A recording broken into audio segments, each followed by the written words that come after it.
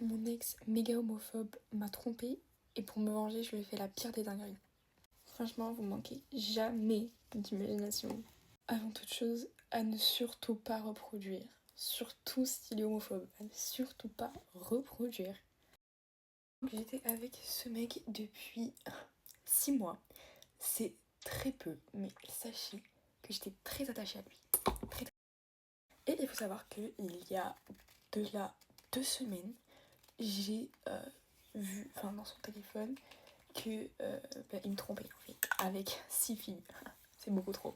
Pourtant, je vous avoue, c'était pas Leonardo DiCaprio, il était pas beau. C'était pas Elon Musk, il était pas riche. C'était pas Jamel Debbouze, il était pas drôle. Mais malgré le fait d'en avoir rien pour lui, il avait 7 meufs en même temps. C'est beaucoup trop. Ok, donc déjà, mettez-vous en tête que c'était un gros homophobe. Mais quand je dis gros homophobe, c'est qu'il l'était vraiment beaucoup et il ne se le cachait absolument pas. Mais je vous dis, c'est un homophobe suprême. Disons, sur son téléphone, sur les réseaux, il a bloqué tous les homosexuels. Filles et garçons, mais surtout garçons. Je sais pas pourquoi, filles, ça le dérange moins que garçons. Mais dites-vous, il a bloqué Benoît Chevalier, il a bloqué Léonard et Fabien, il a bloqué tout le monde.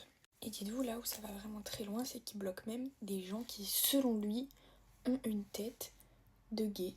Donc dites-vous, il a bloqué Hugo Décrypte. Quand il regarde la télé et qu'il y a Stéphane Plaza qui passe, il change de chaîne. Juste parce que selon lui, ce sont des hommes qui ont des têtes de gays. Et le pire dans tout ça, c'est que vous savez, c'était quoi son fantasme S? C'était de le faire avec 2 filles. C'est illogique. Dites-vous aussi, il a bloqué Anaïs, je crois qu'il s'appelle Jordi, le garçon qui est avec eux, Manu, il a bloqué les 3 personnes, plus du coup, Amy et Inès, juste pour pas pouvoir avoir Amy et Inès. Parce qu'elles sont lesbiennes du coup.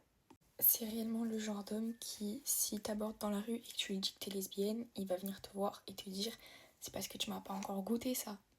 Bon, maintenant que vous avez un peu l'aspect de la personne, dans la partie 2, je vais pouvoir vous expliquer la dinguerie que je lui ai faite.